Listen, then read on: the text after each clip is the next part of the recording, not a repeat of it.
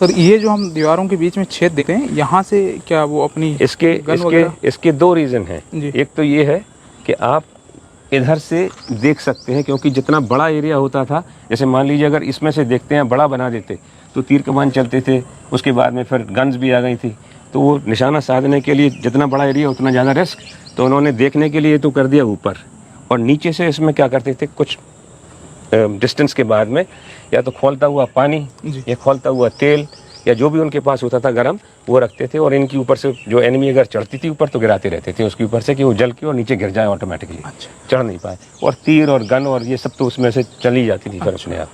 तो वैसे लगभग हर किले के सामने हम देखने को मिलते हैं।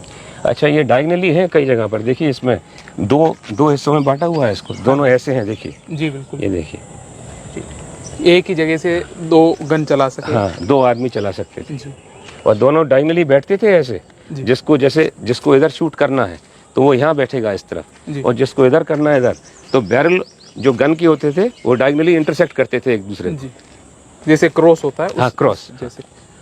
अब ये एक रैंप हम देखते हैं सीधा ऊपर को जा रहा है, क्योंकि उस समय अभी जो मॉडर्न जो तोपें हैं, टैंक हैं, वो तो थी नहीं, तो जो उनकी तोपें थी वो पहले या तो जानवरों से खींचती थी या फिर आदमी खींचते थे उनको। अच्छा।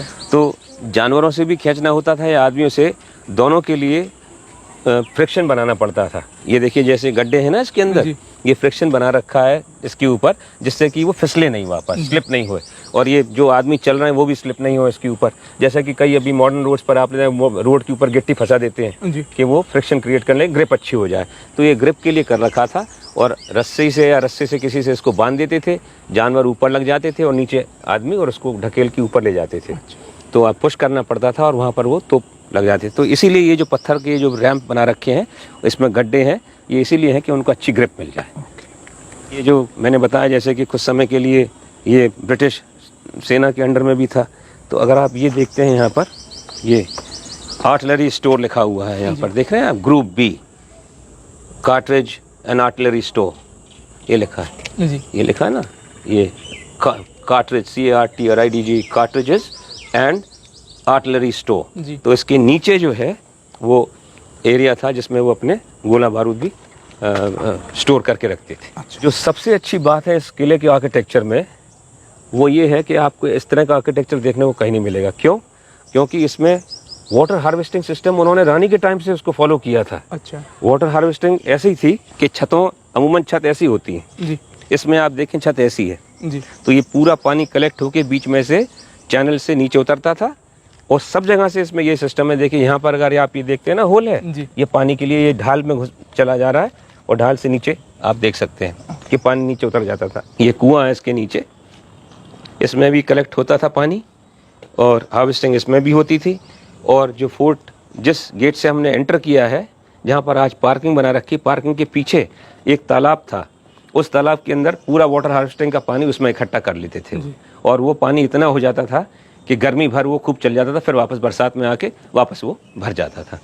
अब ये वाला जो आप यहाँ देख रहे हैं, ये जो बुर्ज है, इसके ऊपर दोनों काम मिलेंगे आपको, बहुत अच्छा है ये, मतलब एक एग्जाम्पल है जिसमें आप दोनों को बता सकते हैं कि आप के पुराना काम क्या था और नया काम क्या था। ये देखिए, ये वाला जो है, इसका जो दीवार है ऊपर आर्च नुमा है पूरी, देख रहे हैं आप, तो अच्छी थिकनेस है, और थिकनेस में आपको बाद में ही बताऊंगा, लेकिन इसमें पुराना मटेरियल वही चूने का, और जो भी उनको मिल गया, पत्थर, ईंट वीट सब लगा दिए उसके अंदर उन्होंने।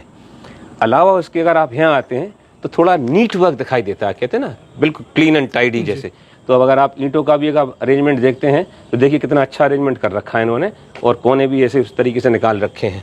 तो ये धीरे धीरे जब ब्रिटिश के अंडर में आया तो उन्होंने इस तरह का ईंटों का काम करना चालू कर दिया।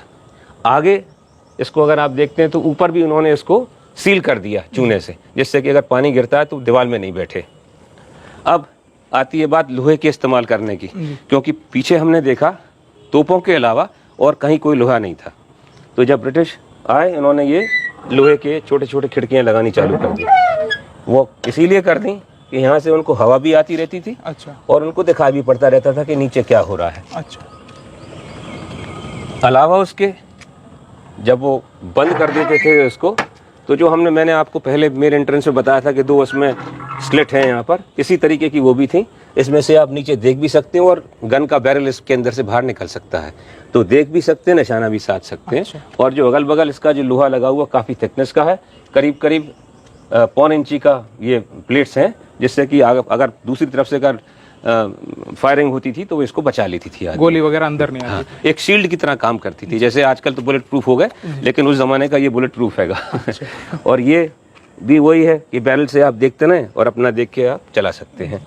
फिर अगर थोड़ा सा आगे आते हैं, इसका दरवाज़ा मैंने बताया था जो आप पहले कह रहे थे कोई चोरा के ले गया है, देखिए ये इस तरीके से इसमें ग्राउट कर देते थे वो, नीचे दरवाजे का हिस्सा तो वो उसमें फंसा रह जाता था, ऊपर ये हिंजेस थे इसमें होता और बंद होता था और खुलता था।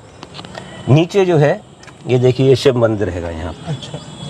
ये देखिए जी। इसमें रानी पूजा करती थी और एक देवी माता का मंदिर है, वहाँ पे भी वो रेगुलर पूजा करने जाती थी, रोज 1.25 घंटे पूजा करती थी। ओके। अगर हम इसको देखते हैं तो इसमें एक इको भी आता है, आपको महसूस हो रहा होगा, मैं यहाँ बोल रहा हूँ तो एक आवाज़ थोड़ी लंबे समय तक चलती हुई चली जा रही है।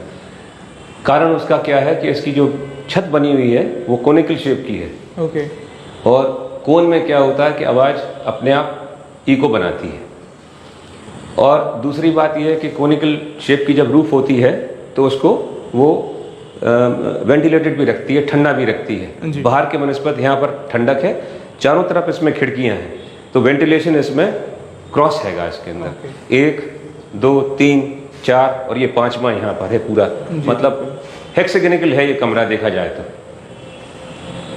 तो ये उस वक्त क्या काम लिया जाता था सर? डिफरेंट यूज़ में आते थे ये, जैसा मैंने वहाँ से पॉइंट आउट किया था ना कि ऑफिशियल पोस्ट भी आती थी यहाँ पर, उनके ऑफिस भी होते थे और बाद में कुछ इसको अपने रेजिडेंशियल पर्पस भी रखते थे, क्योंकि जिनकी ड्यूटी यहाँ लगती थी, जैसे आजकल जो पुलिस स्टेशन होते हैं उसमें एक थोड़ा सा एरिया उनके लिए रहता है कि भाई आप यहाँ रह भी सकते हैं, आराम कर सकते हैं। रखे थे, स्टेप्स दे रखे थे, जैसे मान लीजिए आपको नीचे जाना है तो आप यहाँ से नीचे जा सकते थे ये। अच्छा। और यहाँ से नीचे जाके लेफ्ट में जाएंगे तो मेरे एंट्रेंस पे फिर पहुँच जाएंगे आप। ओके। है वैसे ही कमरे जी। लेकिन थोड़ा सा इसके अंदर अलग है।